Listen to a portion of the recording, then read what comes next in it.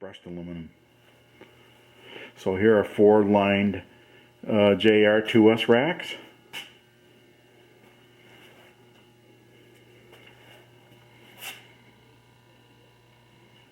And these, again, as I said, they are the JR2S racks. These are the 10-inch RT 909s. I'll play both 7 and 10s. They're bidirectional. There's very low hours on these. Here's a 707 down the line next. Like there was a 701, which was the one without auto reverse. And then this spot's a CTF 1000, I think. And then back in the day, and you know, I still love it, is the CTF 1250 that embellishes fluoroscan technology into something that's, oh God, is it beautiful. Just to watch it work is just a work of art. And these are straight power line racks, and these are Spec 2s. And again, this was a biamped system, or that's how I ran it, you know. My 1980s, you know, you could biamp those too and use them just as a plain power amp, but you know, what would be the point? Those were more a novelty to me than anything that you'd really use per se.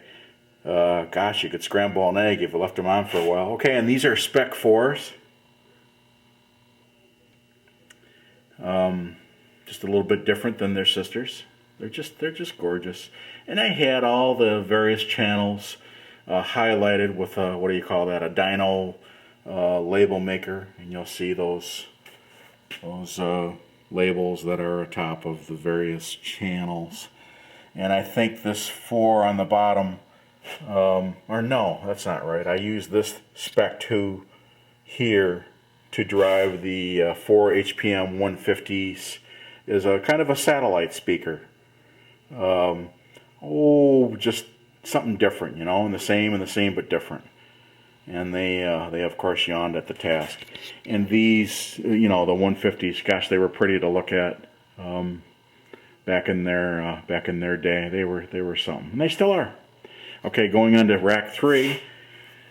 Are the preamps, the Spec 1 series, and there are 2 of those for 4 channels. You know, there was never any 4-channel format, was there? We had quadraphonic records. We had SQ decoders. None of this technology is, you know, what you're looking at here, but you know, you could put decoder boxes in, and so forth and so on along the way. But yeah, come on. I mean, the power of the mind and maybe convincing one, you know, if something looked pretty good, okay, yeah, I guess that does sound different, you know, but I never really saw any difference. I had 4-track reels with some old Chicago material that,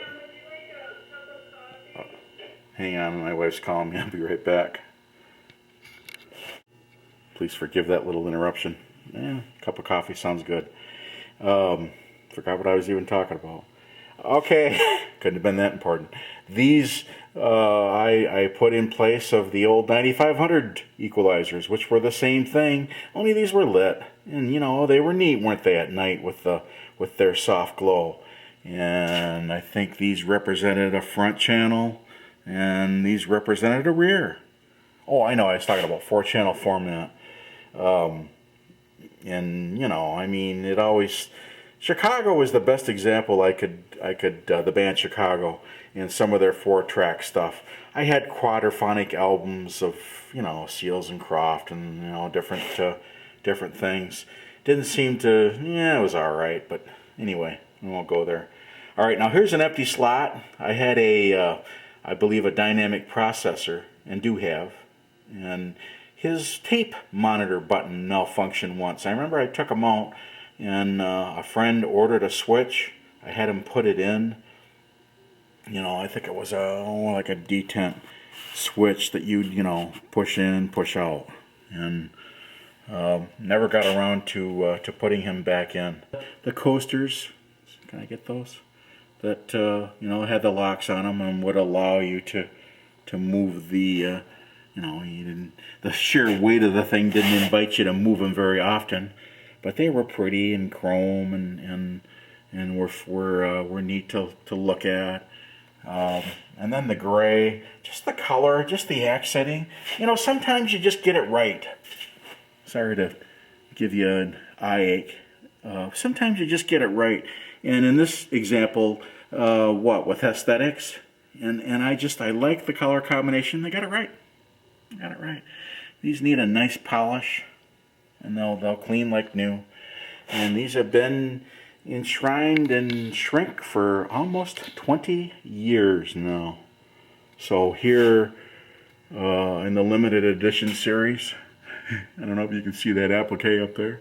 It's very hard to see. There he is. I put that there, of course. Is another 909. I know. I don't know why. Why 2? Because 2 is twice as better. and it's cool to look at. Okay? All right. Shoot me. Another 707.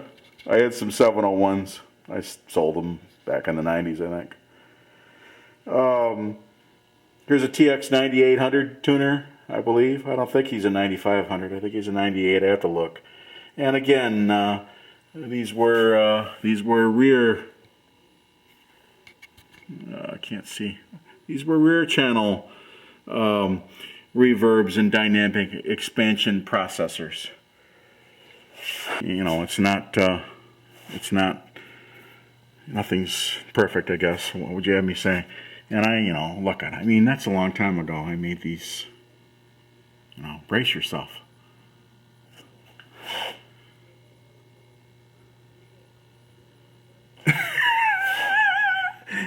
Oh, shit. I was just a kid. Give me a break. And I bought my stuff through the Highland chain, through the Highland Appliance chain. And these were the best crossovers I could find at the time. And I had the Pioneer crossovers. They were neat. Yeah, but I didn't really like them. I just like a nice straight biamped crossover. Crossover to biamp with, I should say. And these were made by QSC. Yes, keep it simple, stupid. These were a slot I had anyway, rather than a fill plate. Again, aesthetically, it looked neat. I had plenty of room up here. I remember I had fans. Didn't really need them, to draw the heat off the. I suppose the amps were the biggest challenge. And I didn't leave my equipment on. I used it, did my business, and shut it off. So some people leave their meters burned for days and hours. And not me. I'm in the worry wart. I took care of my gear, and the same as a lot of you did. So that's where we, I guess, get the term wall of silver in the 4-lined JAR 2S racks. And gee, what a music apparatus for a mechanic shop, huh?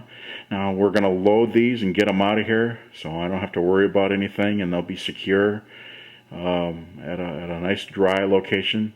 The speakers are gone and already moved to that location, and that way they're safe, and I don't have to worry about it, because I just now that they're out and open, I want them in a better place than they are here. I think TK or RJ gave me those. Those are my buddies. Hey Tom, catch the spirit, man. We're having a truckload sale. And back in those days, it really was. And you never missed, did you? Cool old banners. So much fun, so much paraphernalia. And I enjoyed the time I spent with it back in the 70s. So it's been years and years, and time has waited to reawaken this, and it will go on to somebody whom can appreciate it, and its legacy will again live on in that endeavor, I hope. And I hope it stays together, and I'm going to sell it as a family. And last I shut it off, with the exception of the one hole here, and I know I've got him. I know I got him some, he's up on a shelf or in a box. It's perfect.